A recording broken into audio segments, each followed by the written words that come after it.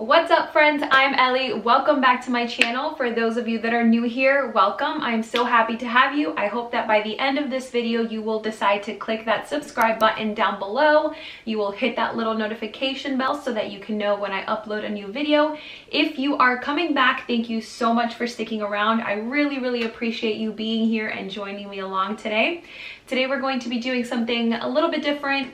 I guess kind of along the lines of a video I posted a couple videos back, which was more of like a commentary style video.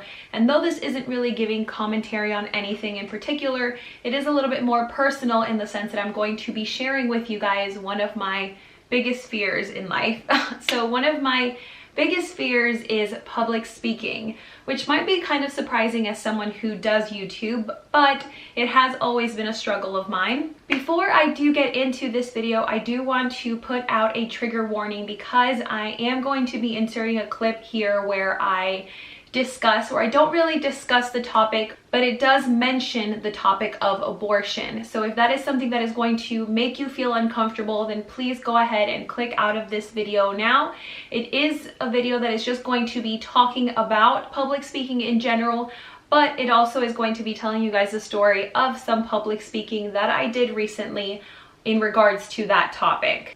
I do want to preface, this video is not going to be a debate about abortion. I do 100% see value in fetuses, so you can be someone who is pro-choice and does also see value in a fetus, but that's not what I want this conversation to be. Though I can make a video going more in depth about that topic and why my stance is pro-choice. So basically, that's kind of just to say that I don't see myself changing my mind on that topic whatsoever. I have done extensive research on that and my mind has been made up after a lot of deliberation on that topic. So with that out of the way, let's kind of start to dissect a little bit of my fear of public speaking. Basically, what I want this video to be more about is the idea of finding our voices and learning how to use them for good specifically, at least I hope so.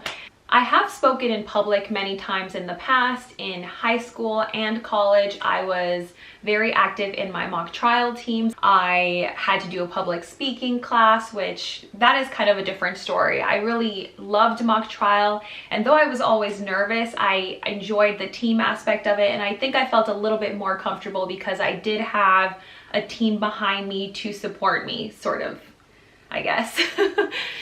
For those of you that don't know what mock trial is, basically it's two opposing teams putting on a trial. So you do have attorneys, you have witnesses, all of this is kind of coached ahead of time, but you're competing against another team. So your team would be either the defense or the prosecution, or the plaintiff and the defendant if you're doing a civil case. So there's a lot of variables involved, but basically you're doing a lot of public speaking in these competitions. Now, when I told you I did have a different experience in my public speaking class in college, that is because, you know, you had to just speak in a room full of people that you didn't know.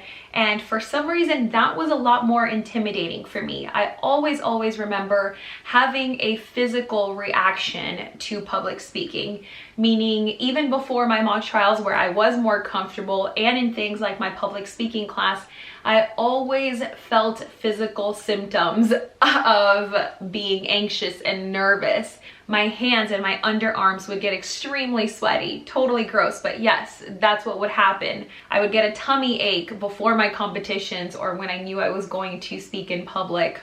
I would almost get to the point of like a panic attack where I would shake and my voice would definitely give it away that I was extremely nervous, because my voice was always shaky at the beginning of any public speaking. Even in the video that I'll show you guys later on, you will see just how nervous I am. I mean, you can see it on my body. Now, I do feel like my physical reaction to public speaking has a lot to do with my own insecurities and my own self-doubts. It has a lot to do with my fear of saying something wrong or saying something incorrectly and offending someone, or saying something that I can't take back because in the moment when you're trying to think of the right thing to say, you might say something completely incorrectly and it might come out just completely the opposite of how you wanted it to. So that's always a big fear of mine with public speaking. I want to make sure that I say things as clearly and eloquently as possible to make sure that my message is getting across. I've always, or not always, but more so as I get older, I try to be cautious and aware of my words because I do know that words have meaning and that words do matter. But now it's been quite a few years since I graduated college. I'm going to age myself a little bit, but I graduated all the way back in 2011. So it's been 8 years since I left college. I haven't had to do any public speaking, sort of saying. So I guess you could say that I've lost a little bit of the confidence that I gained back then when I was competing regularly and having to interact and speak in public a little bit more than I would have to do now in my normal everyday life. Where it's not so difficult for me to speak in front of a camera anymore because I've been doing this for years. Having one-on-one interactions with people can be a little bit more complicated and difficult for me. I think it can be a lot more challenging because you're facing someone with opposing views head on, and it can be intimidating that someone might challenge my views, and in that moment I might not have an adequate response. I want to always be prepared. I have kind of a perfectionist and controlling issue in that I want to make sure that if I'm having this kind of conversation, I have all the facts applicable and I know that I can explain things to a person clearly, and I want to make sure that my views aren't misconstrued or taken in the wrong way.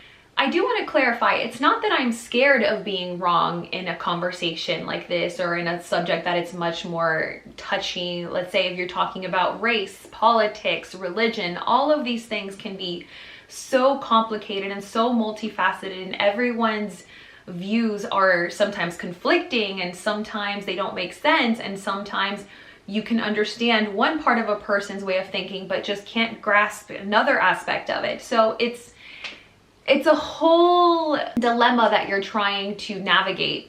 I don't have a problem admitting that I'm wrong, but I do get very nervous and uncomfortable with confrontation. So in that instance, when let's say I might feel attacked, I can withdraw and I can shut off. And then in that case, I have a lot of problem expressing myself because I'm on defense mode. Now we can unpack this even further and we can go into the way that we're raised and how that can affect our self-confidence. And there's just so much more to unravel here.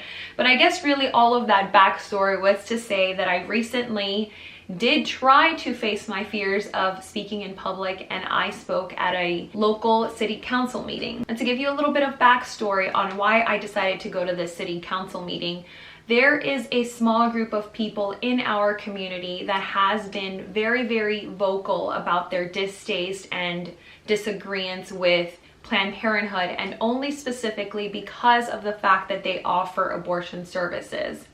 Now, in my community here, there are people that undoubtedly, just like in any community, are going to need this service.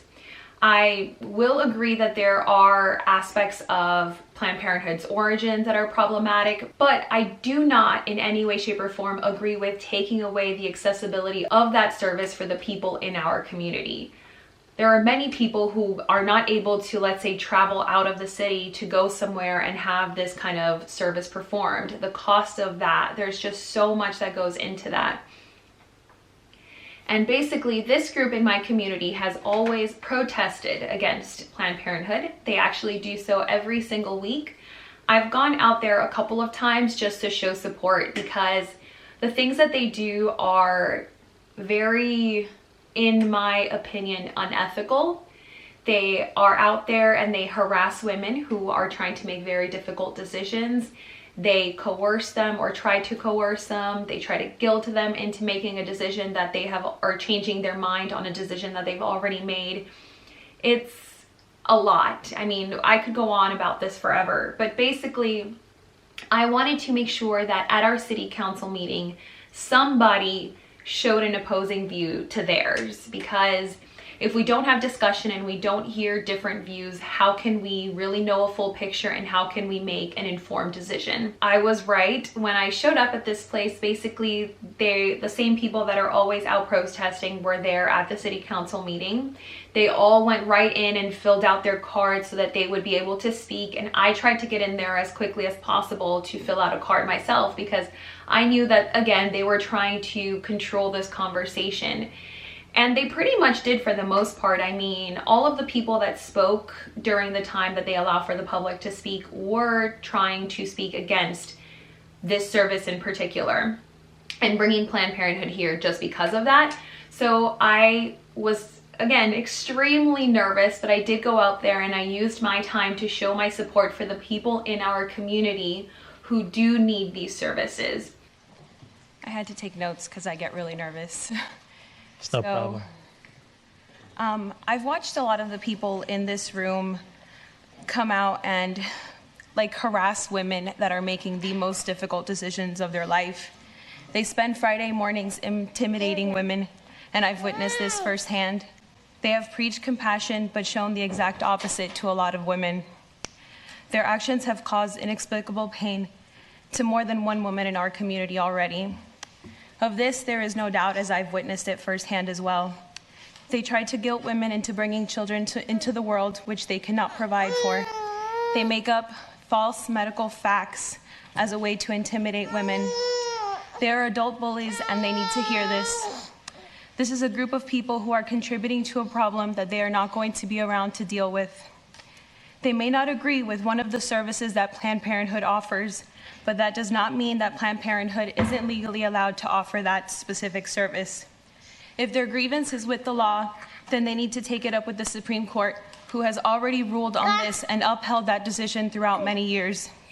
It is inconsiderate and cruel to assume that all people can afford a lot of the other services that Planned Parenthood offers at a much more affordable rate. Many people in our community depend on Planned Parenthood for things like routine pap smears, mammograms, contraceptives, and they do educate women on their options as well. I wanted to make sure that our voices are heard because this small group has controlled the conversation in our community and they don't speak for all of us. Many younger families feel like they are looked over because their voices aren't heard. Many of our peers work late hours and aren't even able to make it to these meetings, but that doesn't mean that we don't care. I support the people in our community who need Planned Parenthood and their services. Their struggles are valid and they deserve access to these basic services. I just wanted to make sure that they knew that and that they are supported by people in our community. Thank you. And even though, again, I was nervous, I was sweating, I was shaking, I was on the verge of a panic attack, I did feel a sense of relief afterward and a sense of gratitude that I was able to be there and be that voice for those people. A lot of times the people that might need these services aren't even able to come to a city council meeting and say, hey, I'm one of the people that's going to need this. But those people are too busy out working, trying to make a living, trying to afford things like basic health care to be coming to the city council meetings and making their voices heard. So because I have the opportunity and the privilege to be staying home right now, I wanted to go out and do that for them. And I want more of us, if we have a voice, if we have the ability to be informed and to speak out for others. So really, I guess that's kind of the point of this video. I don't have a huge platform on Instagram. I don't have a huge platform here on YouTube, but what I can do is I can start by making an effort in my local community. And that's what I hope that a lot of you guys will do as well. Especially now that I'm a mother, I want to make sure that I am doing my part in contributing to a healthy and thriving future generation. Anyway, I hope you guys enjoyed my rambling a little bit. I hope you got something out of this. If you have anything to add to this conversation or any fears that you want to talk about, leave them in the comments down below. I'm always open to new conversations and to talking about different topics. So if there is a suggestion that you have or something that you would like to hear me talk about, then also please leave that in the comments down below. I really hope you enjoyed today's video. I hope you will take a second to give it a thumbs up for me, and I will see you all in the next one. Bye.